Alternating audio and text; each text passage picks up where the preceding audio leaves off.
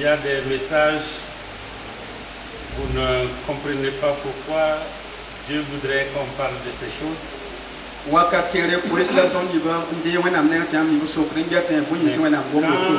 cela est pressant dans votre cœur, quand vous avez cette impression que Dieu met l'accent sur quelque chose, malgré les messages que vous avez préparés en attendant, vous êtes obligé de faire ce message. Ce n'est pas un message nouveau, parce que la parole de Dieu est la même. Elle ne change pas, mais elle est riche. Et l'Esprit de Dieu nous permet de comprendre sa parole et permet de l'interpréter. Et nous pouvons lire un passage plusieurs fois. Et l'Esprit nous parle de diverses manières sur le même passage. Parce que cette parole est vivante.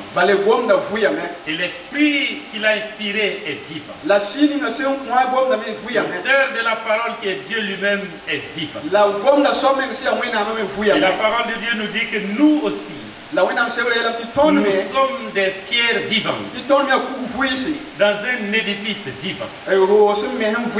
Et Jésus dit, je ne vous dirai pas tout. Et quand l'Esprit viendra, il va tout vous expliquer. Et nous bénissons le Seigneur pour la présence du Saint-Esprit qui nous parle, qui nous enseigne. Ce matin, comme je disais, ce n'est pas un message nouveau. Mais mon thème est le suivant. Vivre la vie de disciple dans le foyer. Ou comment notre relation de disciple à notre maître doit se manifester dans notre foyer. Quelqu'un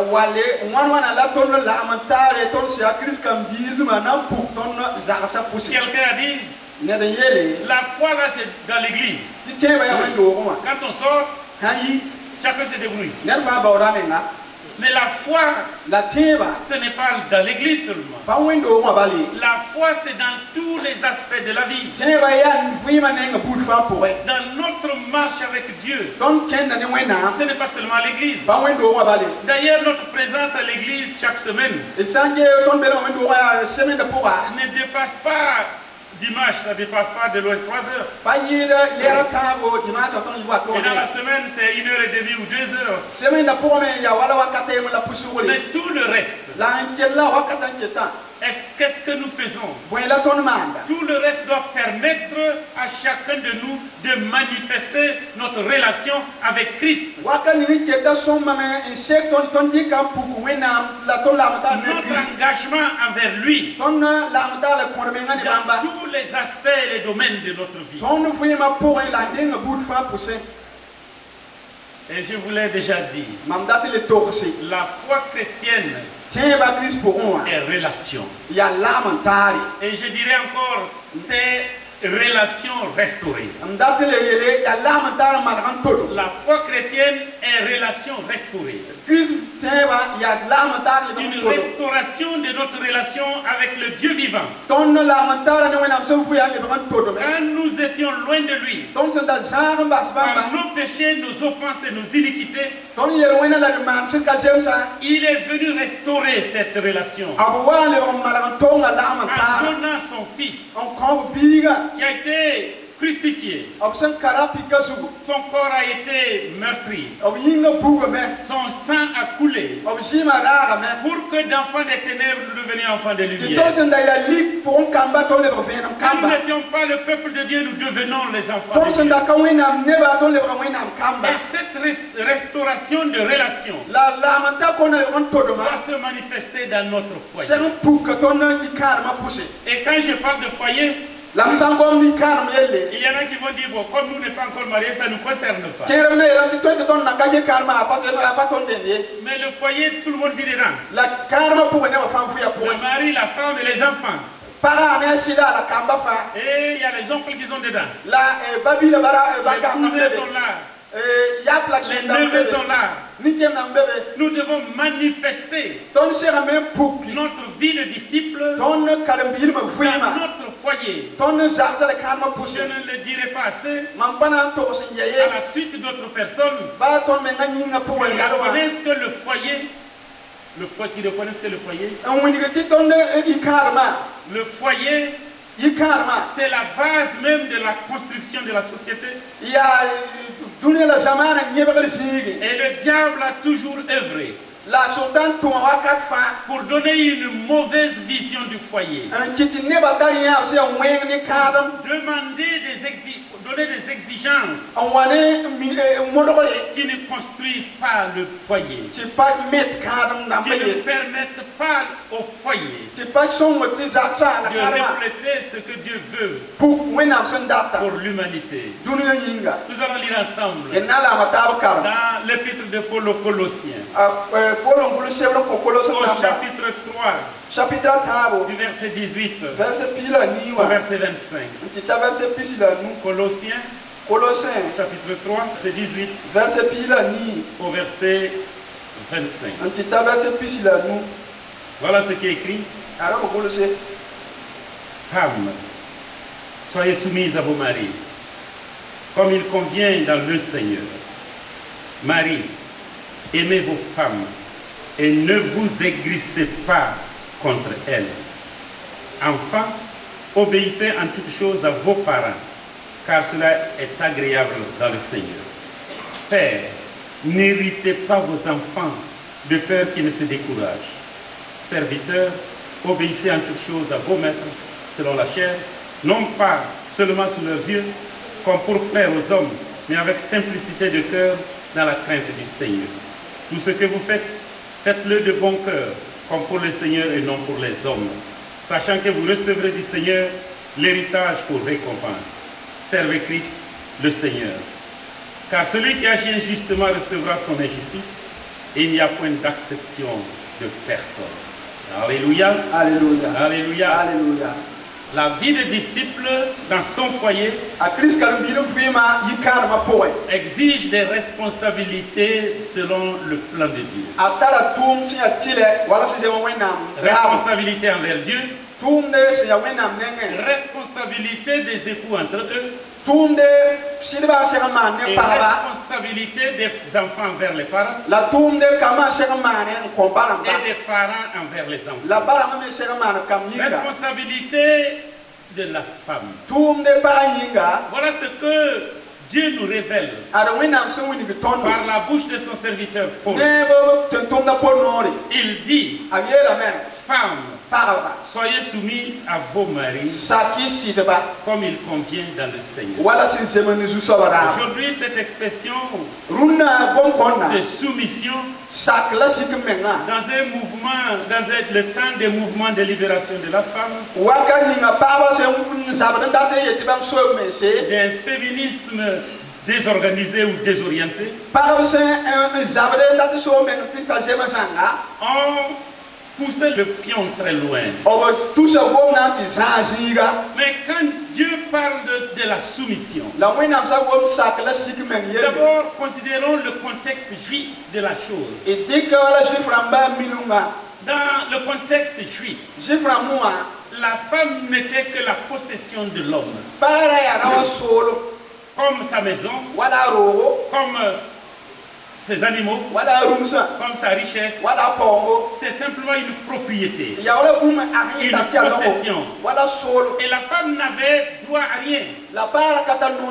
Et les Juifs même faisaient cette prière. Seigneur, je te remercie de m'avoir créé juif et d'avoir fait que je ne suis pas une femme. Alors qu'ils sont nés de femmes, voyez-vous.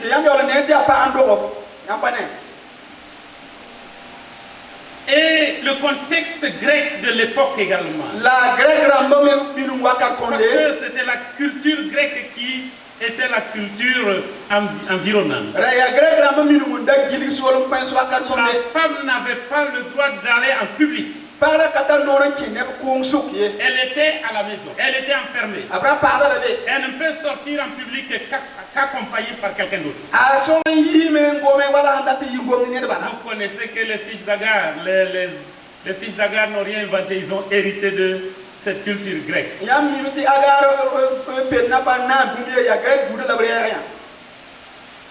Et la femme n'avait droit à rien. Et Jésus vient avec une autre vision des choses. Il dit, soyez soumis.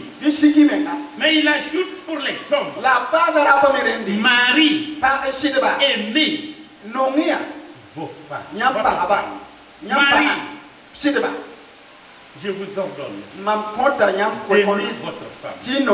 Quand vous aimez votre femme, vous ne l'enfermerez pas, vous ne lui priverez pas de liberté, vous ne la considérez pas comme une possession. Quand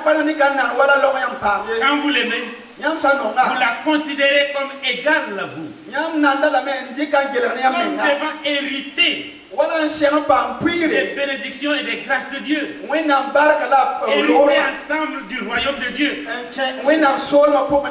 C'est pourquoi il y a cette balance de soumission et d'amour.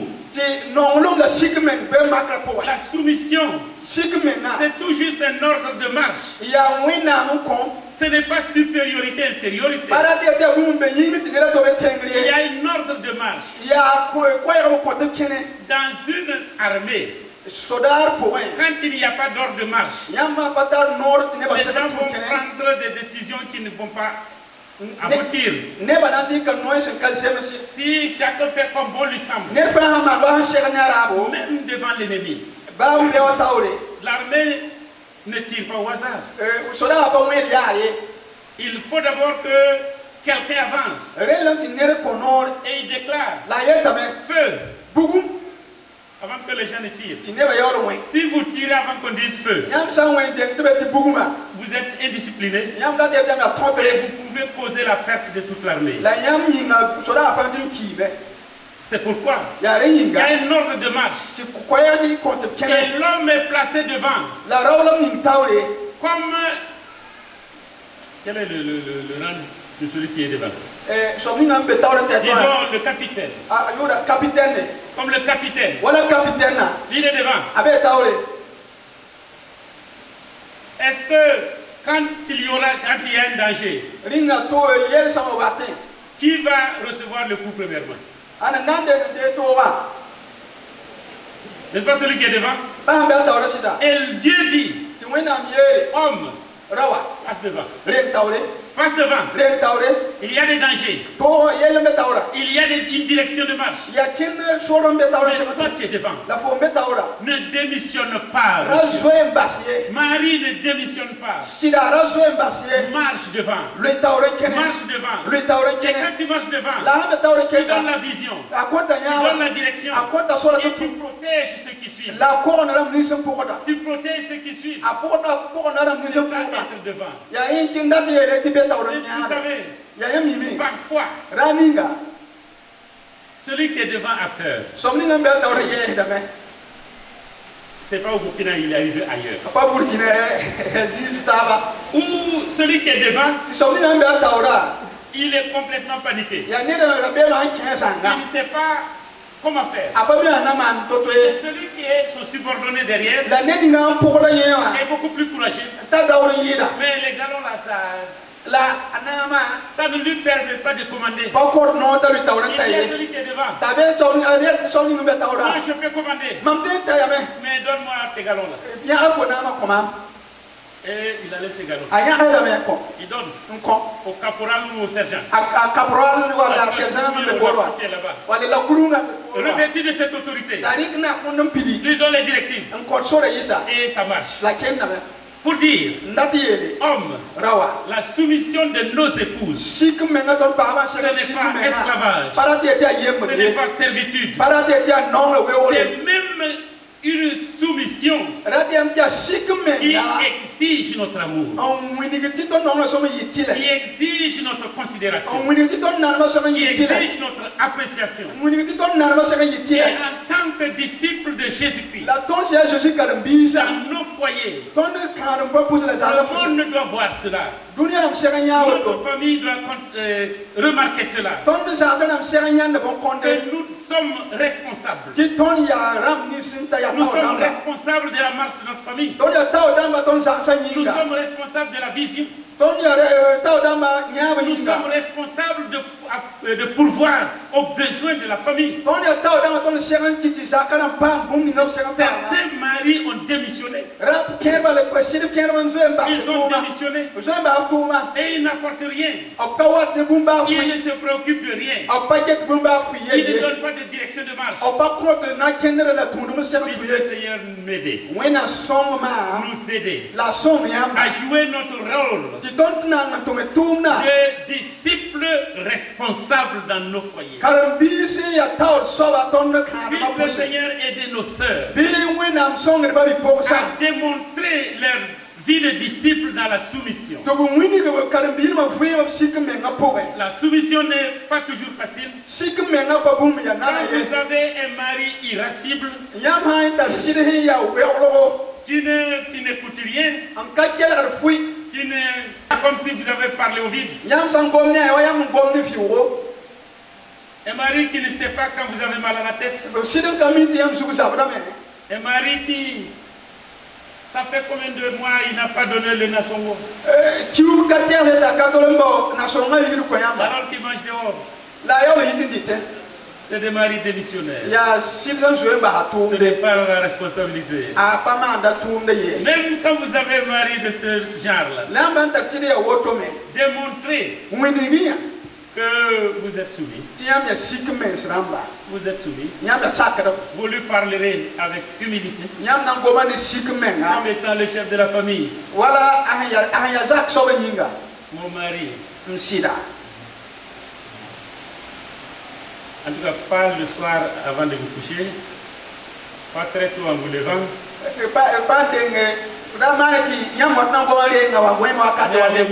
Propice. Mon mari, si on ne prend pas les dispositions maintenant, d'ici la semaine prochaine, le riz va finir.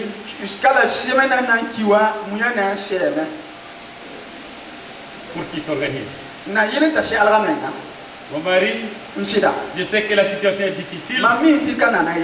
C'est pourquoi je comprends que le Nasonga a diminué. Ça ne vient pas en son temps. Mais je prie pour toi, pour que demain tu puisses trouver le Nasonga pour moi. Sinon le plat que tu aimes, ça va être difficile. Parlez avec amour, avec humilité. Mais si vous dites, toi tu es quel mari même? Les autres là ne font pas comme ça. Ça ne va pas marcher. Que Dieu nous aide à être soumis. Marie, aimez vos femmes. Aimez vos femmes. Je le répète encore. Aimer, c'est avoir de la considération. C'est respecter. C'est pourvoir aux besoins. C'est rechercher le bonheur de l'autre. La plénitude de l'autre. La plénitude de l'autre. C'est la vie exemplaire du disciple. J'ai entendu ce témoignage. Une femme a témoigné. Moi, je me suis converti à cause de mon voisin et de sa femme. Je les regarde. Ils ne se bagarrent pas. Ils ne se bagarrent pas. Je regarde même. Quand ils reviennent du culte, là, faire la cuisine, l'homme est assis. Il aide même à couper les... Voilà, merci beaucoup. Toutes les points. Il participe à la cuisine. Il parle doucement à sa femme. Mais mon mari, c'est comme vraiment un chien arraché. Tu ne peux rien faire qui lui plaise. Que Dieu nous aide. Que notre vie de couple attire d'autres personnes à Christ. Il est dit, enfants, obéissez à vos parents. Obéissez à vos parents. C'est même un commandement suivi de bénédiction. Afin que tu prolonges tes jours sur la terre. Obéissance. Aujourd'hui, les enfants parlent beaucoup de leurs droits et ne pensent pas qu'ils ont des devoirs à faire. Obéir. C'est considérer que vos parents ont une grande responsabilité sur vous. Et vous leur devez obéir. Parce que, à moins que ce soit un père un peu qui ne se comprend pas très bien, il n'y a pas un père qui n'aime pas ses enfants. Il n'y a pas une mère qui n'aime pas ses enfants. Mais quand vous consommez d'autres choses,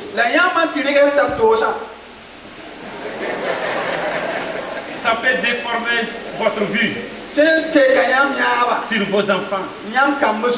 Les enfants doivent obéir aux parents. Et les parents doivent tout faire pour ne pas irriter les enfants.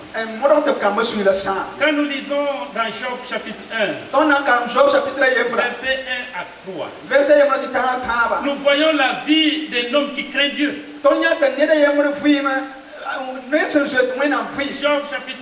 Job chapitre 1, verset 1 et au verset 3. Voilà ce qui est écrit. Il y avait dans le pays d'Ouz un homme qui s'appelait Job. Et cet homme était intègre et droit. Il craignait Dieu et se détournait du mal. Il lui naquit 7 fils et 3 filles.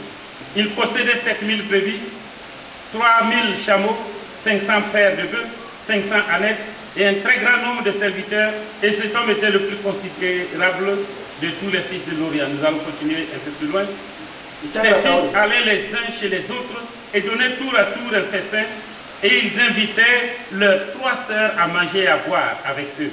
Et quand les jours de festin étaient passés, Job appelait et sanctifiait ses fils, puis il se levait de bon matin et offrait pour chacun d'eux un holocauste, car Job disait, peut-être mes fils ont-ils péché et ont-ils offensé Dieu dans leur cœur. C'est ainsi que Job avait coutume de faire. Voilà, Job. La Bible nous dit qu'il était un homme juste, un homme intègre, un homme qui craignait Dieu, un homme qui honorait Dieu, un homme qui vivait cela dans sa famille. Il était très riche. Il est dit que parmi les fils d'Orient, il était considéré.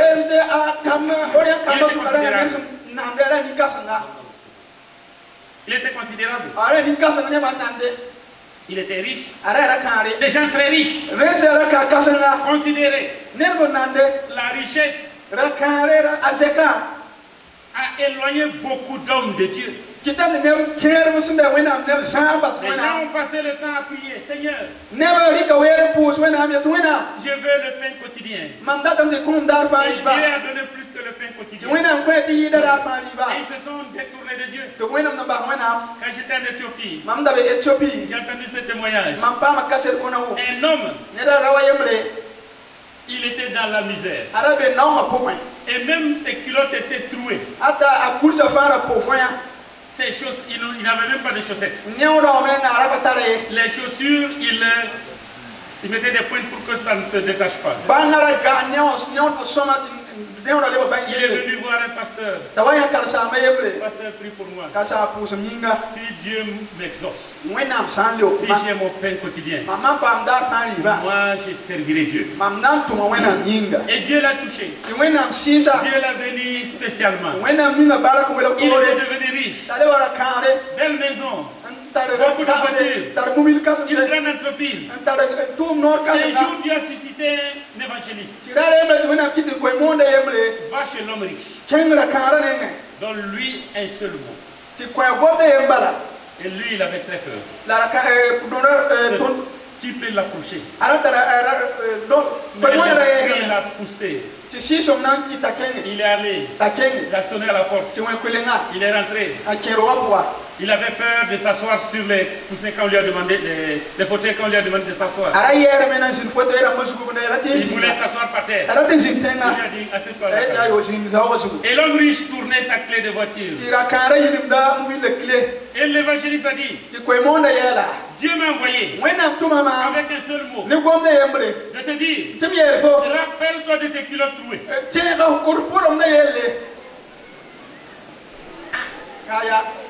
L'homme même ne comprenait pas. Pourquoi il doit dire ça à cet homme riche? Mais l'homme riche a été frappé. Il s'est rappelé. Et il s'est écroulé par terre. Il a pleuré. Je me répands. Je me rappelle encore de mes culottes trouées. Quand je m'approchais et demandais grâce à Dieu, la richesse l'avait éloigné de Dieu. Combien d'hommes et de femmes qui étaient attachés au Seigneur, qui suivaient le Seigneur à cause de la richesse, n'ont plus le temps de venir à l'église à cause de leur intelligence ou bien leur éducation. Ils sont devenus universitaires. Ils ont des diplômes doctoraux. Ils disent non, l'église ce n'est plus pour moi. Moi je suis au-dessus de cette assemblée-là. Je préfère rester chez moi. Je préfère rester dans les clubs. Les gens du même rang que nous. Si je viens à l'église, il y a des gens qui viennent, qui ne mettent pas le bon parfum. Il y a des gens qui viennent, ils n'ont pas la hauteur d'expression que nous avons. Le pasteur même est illettré. Il ne comprend rien à la philosophie. Nous n'avons assez d'entendre Jésus sauve. Nous voulons quelque chose de niveau élevé. Éloigné de Dieu. Mais Job est resté attaché à Dieu. Et cela, il le manifestait dans sa famille. La Bible nous dit qu'il avait 7 garçons et 3 filles. Et les enfants de riches. Les enfants de riches. Comment se comportent les enfants des riches? Mais les enfants des riches, ils ont des comportements qui les éloignent de Dieu. Ils ont des comportements qui révoltent la société.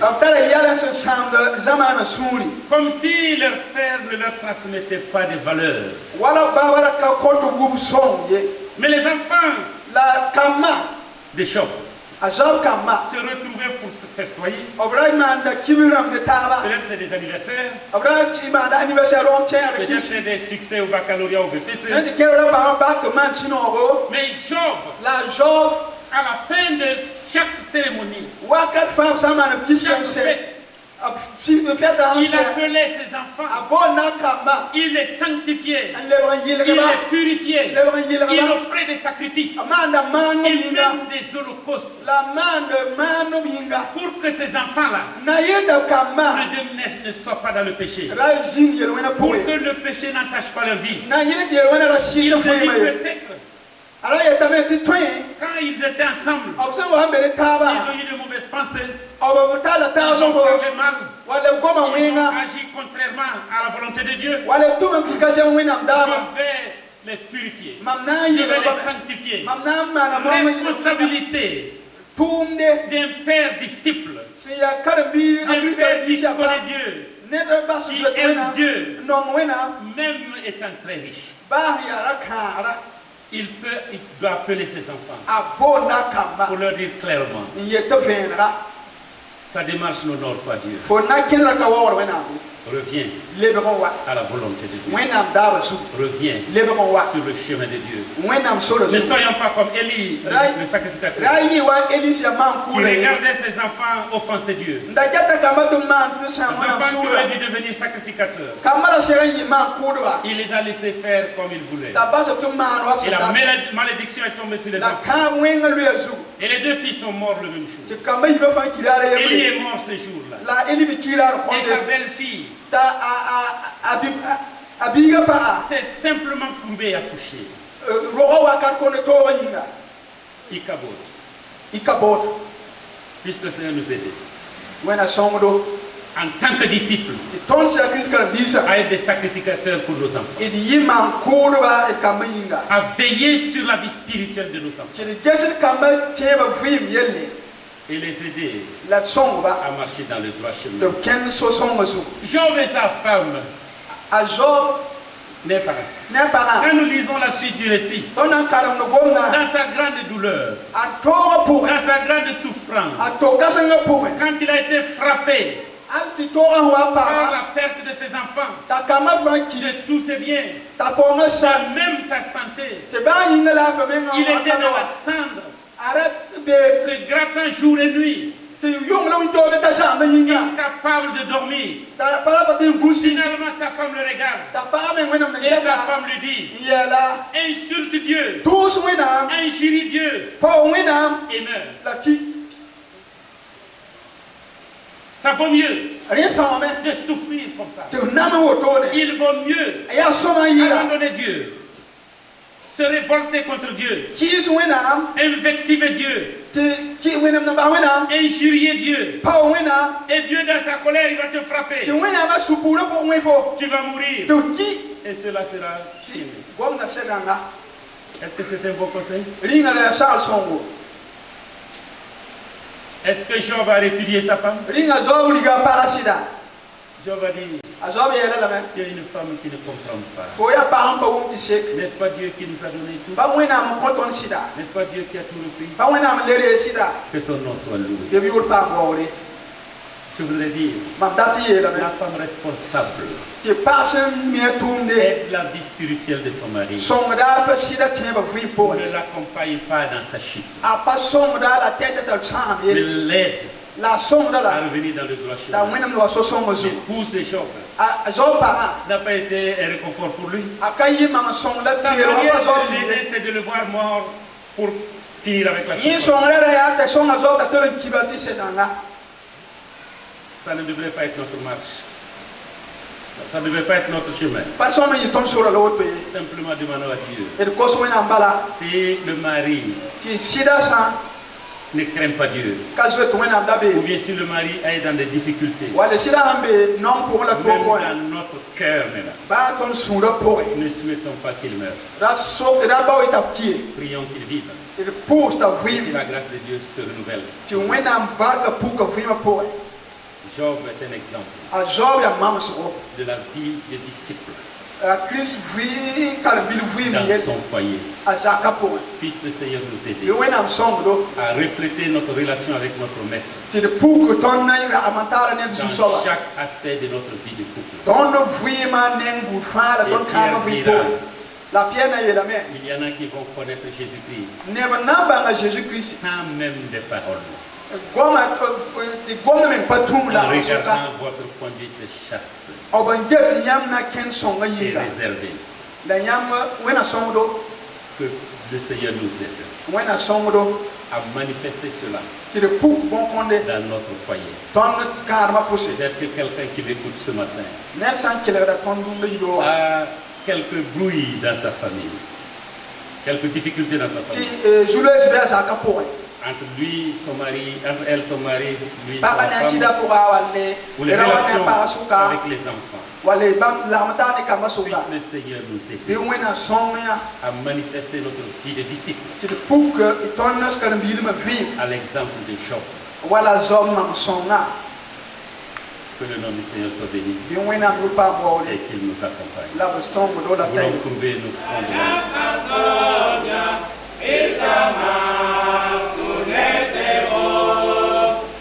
Seigneur, encore ce soir,